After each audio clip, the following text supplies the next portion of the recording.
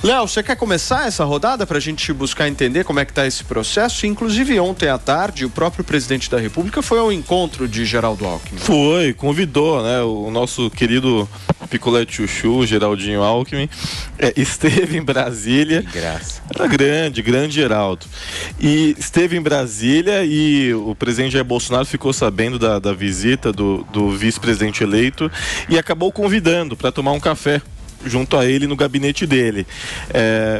Atitude correta, atitude que vai em conformes com um chefe de Estado, né? E aí o governador Geraldo Alckmin aceitou um convite, conversaram, dialogaram, e após esse café, o vice-presidente Geraldo Alckmin acabou afirmando que o presidente Jair Bolsonaro reafirmou o seu compromisso com a transição, reafirmou o seu compromisso com a transição de poder e reconheceu que foi derrotado nesse café, de forma bastante explícita.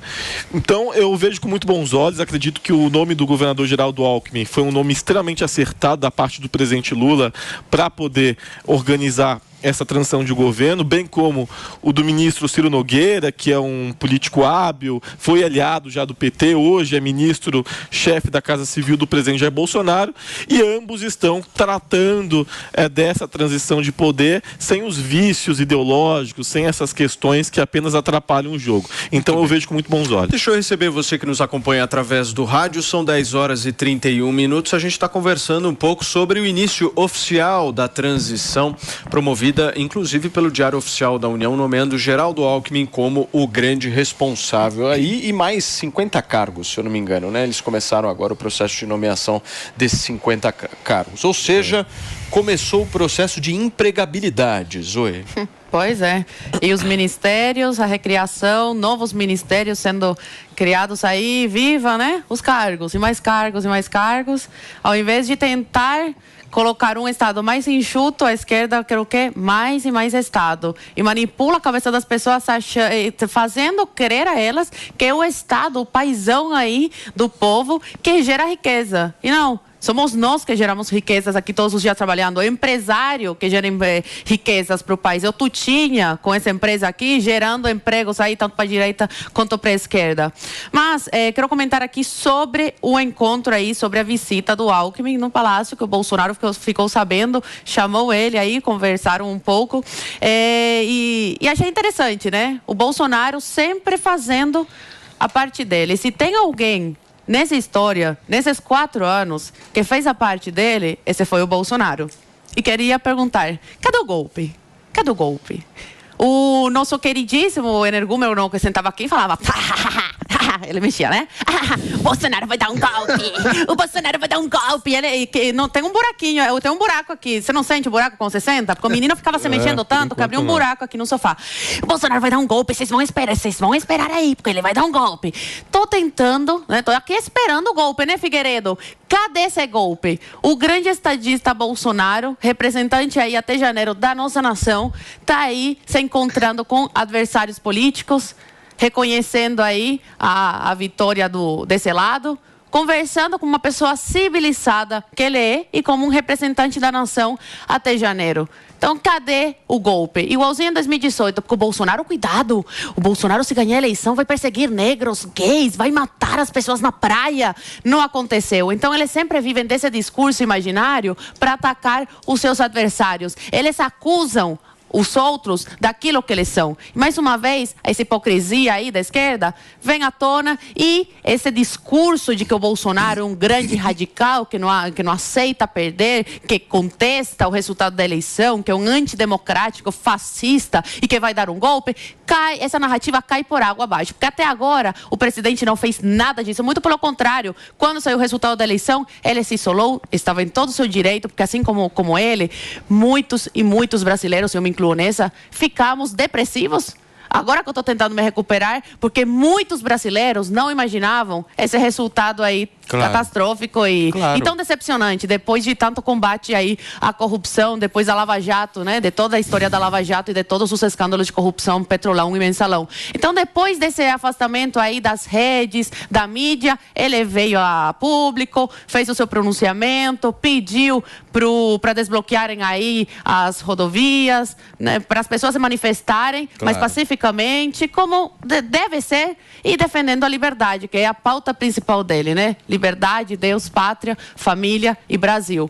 Então, o Bolsonaro mostrou mais uma vez, e deu um tapa aí sem mão, para aqueles de centro que falavam, não, porque o Bolsonaro é muito radical, é capaz que dá um golpe mesmo, e optaram pelo outro lado. Agora o Bolsonaro prova mais uma vez que ele é um estadista, que ele respeita a liberdade, a escolha das pessoas e que ele está aberto ao diálogo, como deveria ser em toda boa democracia, não é mesmo? Muito bem. Paulinho, você sabe que eu estava vendo o noticiário ontem, antes até do 3 em 1, e eu passei a anotar algumas expressões que por muitas vezes elas estão sendo deixadas de serem utilizadas, né? Por exemplo, uma delas é o orçamento secreto, né? Agora não existe mais orçamento secreto, agora é emenda de relator. Você pode olhar, emenda de relator é o grande nome agora. E tem um outro também que eu acho interessante, que é a PEC Kamikaze. Entendi. A PEC Kamikaze agora, ela deixou de ser kamikaze para virar PEC da transição. Entendi. Ela virou uma PEC da transição, mas se você for olhar o objeto que está sendo colocado, é o Auxílio Brasil de R$600. Ou seja, se era PEC Kamikaze antes, tem que ser PEC Kamikaze agora. Ou não, ou estou errado. É como na moda, na verdade, né? Paulinho, me explica esse dicionário novo. Eu te explico. Eu estou há anos, ou pelo menos falei a primeira vez isso no ar na sua frente, no 3 em 1, dizendo que o jornalismo profissional morreu, virou uma máquina de militância política. Eu acho que poucos momentos chamam tanta atenção quanto esse, quando a imprensa, que tinha como missão, todos os jornais, todos os dias, as redações, era o que a gente tem para falar mal do Bolsonaro. Era a missão deles. Quando muda o governo, muda a missão. E a missão agora é como vamos apoiar o novo governo. Essa é a missão. Vai ficar chata a vida deles, hein, Figueiredo? Vai ficar monótona, né? É um negócio tal da primazia da praxis. Eles não... O discurso... que uma pessoa normal, quando vai fazer um discurso, o que ela faz? Ela começa a construir uma tese, né?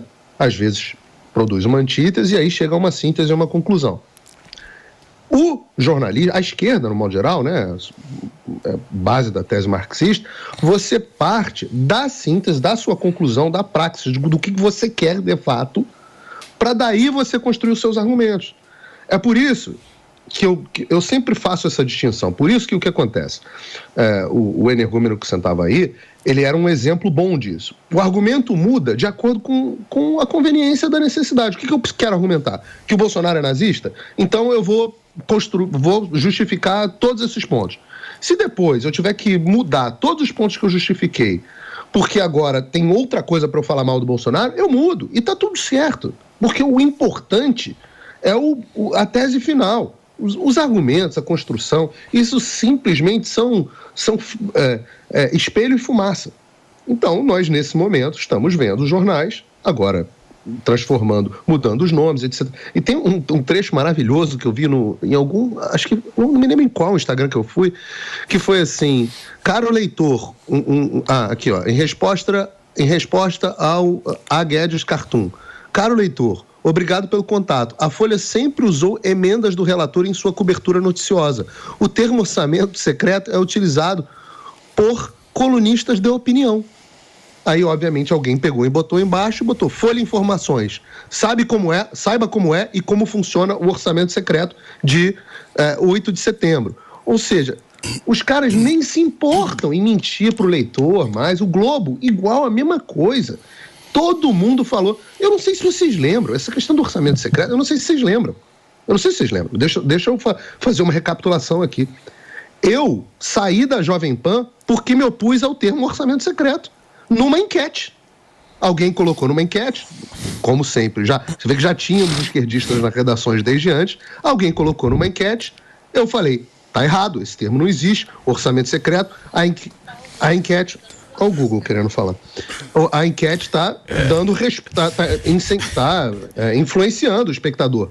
E aí, obviamente, o diretor na época não gostou que eu falei isso, a gente entrou num desacordo, não gosto que influenciam no meu comentário, e eu acabei saindo. Justamente por causa do termo orçamento secreto, que era utilizado amplamente pela imprensa, a ponto da Jovem Pan ter caído na pilha na época. Algo que eu me incomodei, porque as redações são redações.